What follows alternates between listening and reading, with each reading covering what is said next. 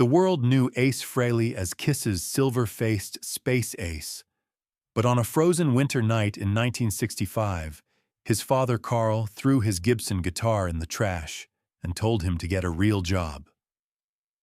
What Ace did at midnight while his parents slept would eventually shake the foundations of rock and roll itself. It was a Thursday evening in December 1965, and the Frehley family home in the Bronx was about to become a war zone. 17-year-old Paul Daniel Frehley had just walked through the door with news he thought would finally make his father proud. Instead, it would trigger the worst confrontation their household had ever witnessed. Before we dive deeper into this untold story, make sure to subscribe to our channel. You won't believe what happens next. "I got an audition," Ace announced, his voice trembling with barely contained excitement. "A real audition with a working band. They saw me playing at the White Castle parking lot last week, and they want me to try out for lead guitar. They're playing actual clubs, Pop. Real venues with real money." Ace expected his mother Esther to beam with pride. He expected his father Carl, a former musician himself, to understand what this meant. But Carl Frehley's expression turned to stone in a way that made the room temperature drop 10 degrees. "No," Carl said flatly, not looking up from his newspaper. Ace's smile died on his lips. "What do you mean, no? I mean, no. You're not wasting your time with some bar band playing dive joints in the Bronx. You've got school to finish. You've got responsibilities. And music isn't going to pay the bills, Paul." Ace hated when his father called him Paul. It reminded him of who he was supposed to be instead of who he wanted to become. "But Pop, you played music. You know what it means. You understand." Carl slammed the newspaper down on the kitchen table, making both Ace and his mother flinch. "That's exactly why I'm saying no. I know exactly what that life is. I played saxophone in clubs for years, and where did it get me? Nowhere. Dead-end gigs, empty promises, and a family I couldn't feed. I won't watch you make the same mistakes." "This is different," Ace insisted, his face flushing with anger and desperation. "The music scene is changing. Rock and roll is everywhere now. The Beatles, the Stones, the guys are making it. Real money, real careers. The Beatles are from England. The Stones are from England. You're from the Bronx." Carl stood up, his 6-foot frame towering over his son. "People like us don't become rock stars, Paul. We work. We get trade jobs. We provide for our families. That's reality." Ace felt something crack inside his chest. "Pop, please. This is what I'm meant to do. When I play guitar, it's like nothing else matters. It's like I'm somebody. You are somebody. You're my son. And I'm not going to let you throw your life away chasing some fantasy about being a rock star."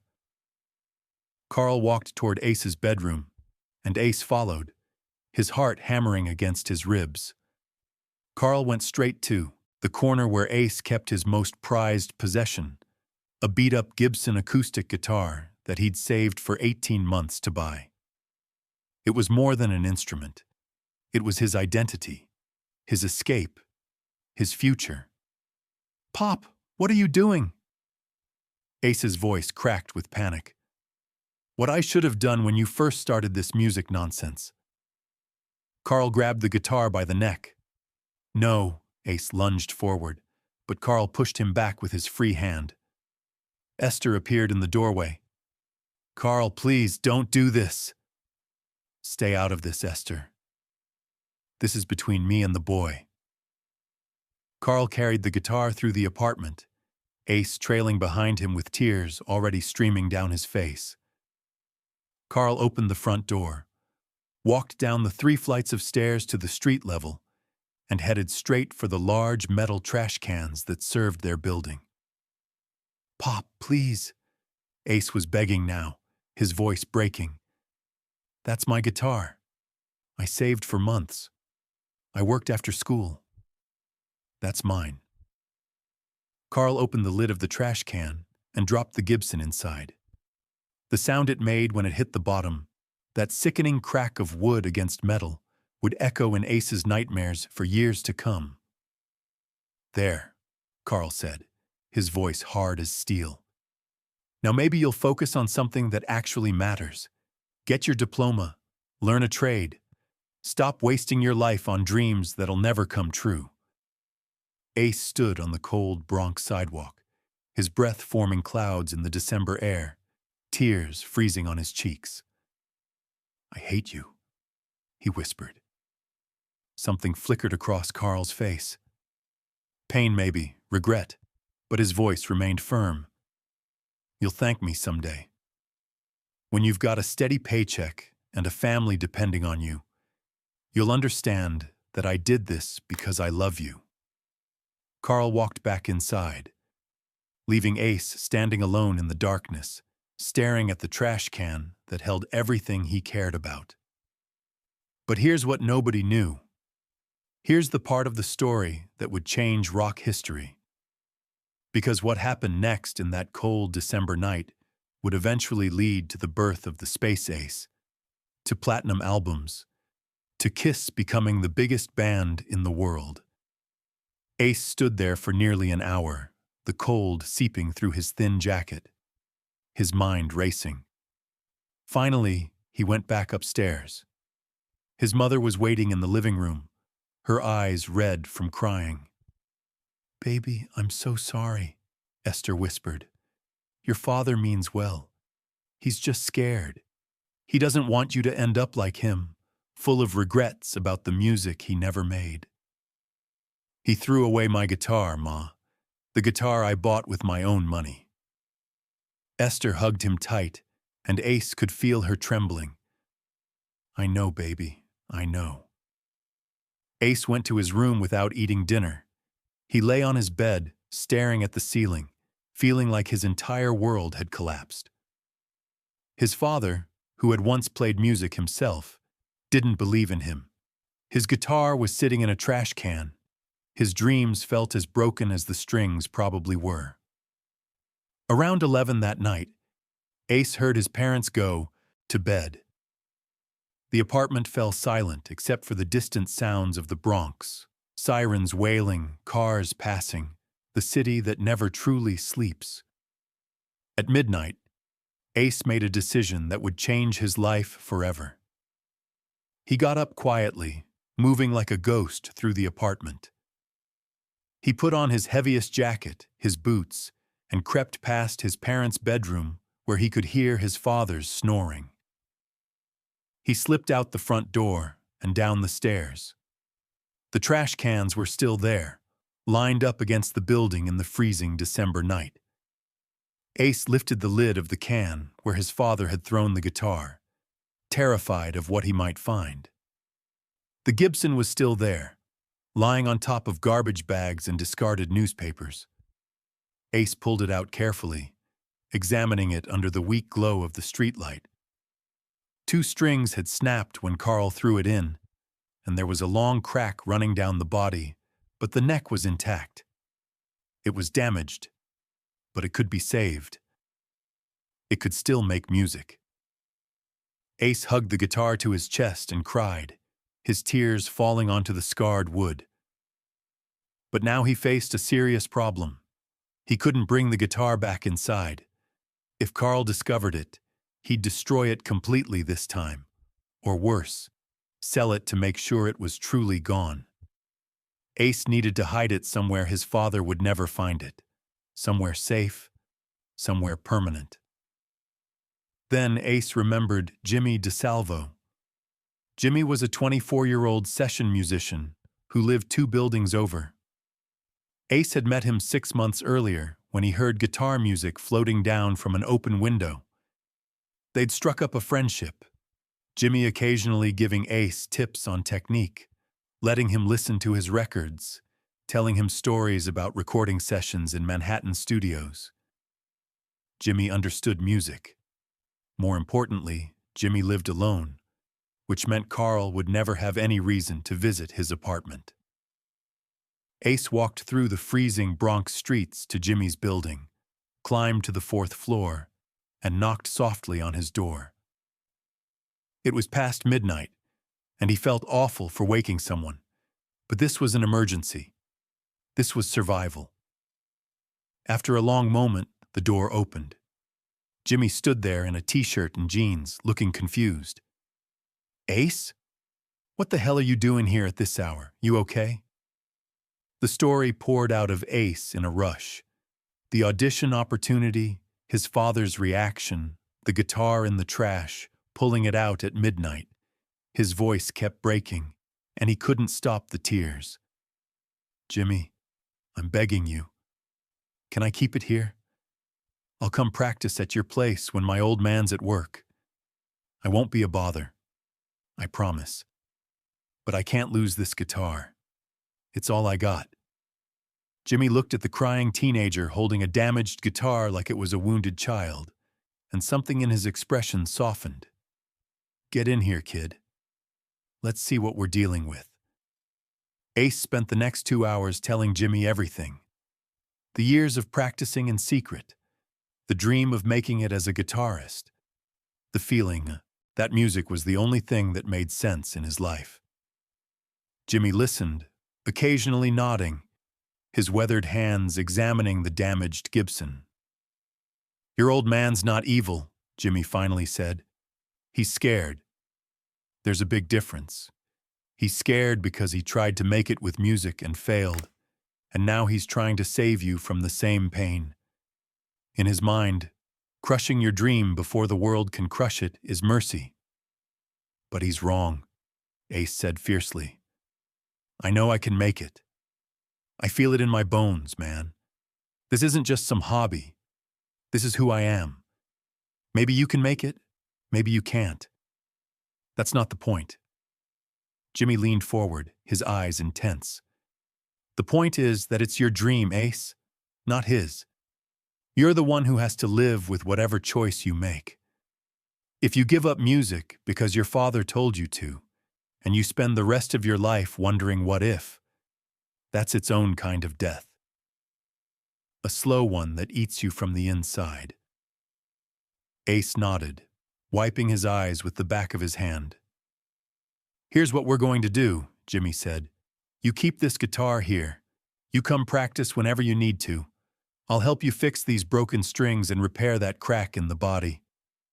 And you keep working on your music without your father knowing." "You mean lie to him?" "I mean survive long enough to prove him wrong." Jimmy's voice was firm but kind. "Sometimes that's what musicians have to do, kid. You're not lying to hurt him. You're protecting your dream until it's strong enough to stand on its own." For the next 8 years, that's exactly what Ace Frehley did. He'd leave for school early and stop by Jimmy's apartment to practice for an hour before classes. He'd come home late, telling his parents he was hanging out with friends, when really he'd been at Jimmy's working on his technique, learning new songs, developing the style that would eventually make him famous. On weekends, when Carl worked overtime at his job, Ace would spend entire afternoons at Jimmy's place, practicing until his fingers bled. Carl thought Ace had given up on music after that December night. He was proud of his son for finally seeing sense, for accepting reality. He never knew that the guitar he'd thrown away was sitting in an apartment 2 buildings over, being played for thousands of hours, getting better, getting ready. Jimmy became more than just a place to practice. He became Ace's secret mentor, the older brother he never had. He taught him about blues, about jazz, about the raw power of rock and roll that was exploding across America. He taught him about stage presence, about connecting with an audience, about putting your entire soul into every note. "You got something special, kid," Jimmy would say. "Something different. You just got to keep developing it until the world's ready to hear it. And that world is coming." Trust me. Rock and roll is about to change everything. In 1973, when Ace Frehley was 22 years old, he auditioned for a band called Kiss. He brought the same Gibson guitar that his father had thrown in the trash 8 years earlier, now repaired, worn smooth from years of constant playing, covered in the sweat and tears of 1,000 secret practice sessions. Gene Simmons and Paul Stanley listened to him play for less than 5 minutes before looking at each other with expressions that said everything. They'd found their lead guitarist. When Kiss signed their first record deal, when they started developing their iconic makeup and personas, Ace knew it was time to tell his father the truth. "Pop, I need to show you something." Ace led Carl through the Bronx streets to Jimmy's building. The older man followed, confused and suspicious. Jimmy opened the door with a knowing smile. "Carl, come on in. There's something you need to see." In the corner of Jimmy's living room sat Ace's Gibson guitar. The same guitar Carl had thrown away 8 years earlier, now covered in stickers and scars. A working instrument that had survived abandonment and been played into submission. "What is this?" Carl asked, his voice quiet, dangerous. "The night you threw my guitar in the trash," Ace said, his voice steady despite his pounding heart. "I went out at midnight and pulled it out. I've been keeping it here, practicing every day for 8 years while you thought I'd given up on music." Carl's face went through rapid transformations. Shock, anger, confusion. And finally, something that looked like shame and maybe even awe. "You've been lying to me for 8 years?" "I've been surviving for 8 years," Ace said quietly. "Pop, you tried to kill my dream. You didn't do it to be cruel. I know that now. You did it because you were scared for me, because you failed and you didn't want me to fail too. But I couldn't let your fear kill what I was meant to do." Ace picked up the Gibson and showed Carl the crack in the body, still visible despite years of careful repairs. "This guitar has scars because you threw it away, but I kept playing it anyway. And now I'm in a band with a record deal. We're going to be big, Pop. Really big. The dream you tried to kill is about to come true." Carl stood there, unable to speak. Tears were running down his face, cutting through years of bitterness and regret. "I'm sorry, son," Carl finally whispered. "I was so scared of watching you fail that I tried to make you fail on my terms. I thought it would hurt less that way. God forgive me, I was so wrong." "I know, Pop. I forgive you." Carl pulled Ace into a hug, the first real embrace they'd shared since that December night 8 years earlier. "I almost destroyed you. I almost destroyed something beautiful because I was too broken to see it." Jimmy watched this reunion with his own eyes wet. He'd kept Ace's secret for 8 years, helped him develop his talent in hiding, and now he was witnessing a father and son reconcile over a dream that had refused to die. Carl Frehley became one of Kiss's earliest supporters after that day. He attended their shows, helped with equipment, and never once told his son to give up on music again. But he also never forgot what he'd almost done. "I threw my son's guitar in the trash," Carl would say in later years, his voice heavy with old pain. "I told him to get a real job. If he hadn't been brave enough to rescue it at midnight, if he hadn't found someone who believed in him when I didn't, the world would never have had the Space Ace. That's something I'll carry to my grave." The guitar that Carl threw away became one of Ace's most treasured possessions throughout his career with Kiss. Even when he could afford any instrument in the world, even when he had endorsement deals and custom guitars built to his specifications, he kept that scarred Gibson. It represented something crucial. The night he chose his dream over his father's fear. The years he practiced in secret. The courage it took to believe in himself when the person who should have believed in him couldn't. Jimmy DeSalvo passed away in 1979, just as Kiss was reaching the peak of their fame. Ace flew back to the Bronx for the funeral, carrying that old Gibson with him. At the service, he played a quiet acoustic version of Beth in Jimmy's honor, and everyone who heard it said they'd never heard anything more beautiful or more sad. "Thank you," Ace whispered at Jimmy's graveside, "for keeping my secret, for believing in me when my own father didn't, for giving me a place to become who I was meant to be." Carl Frehley lived long enough to see his son become one of the most iconic guitarists in rock history. He saw the Space Ace persona born, saw the platinum albums, saw the sold-out stadiums, saw his son's face on magazine covers around the world. And every time someone asked him about Ace's success, Carl would tell the story of the guitar in the trash and the midnight rescue that changed everything. "Sometimes the people who love us try to protect us from our dreams," Carl would say. "Sometimes they're so scared of watching us fail that they try to make us fail before the world can. But real dreamers find a way. They rescue their guitars from trash cans at midnight.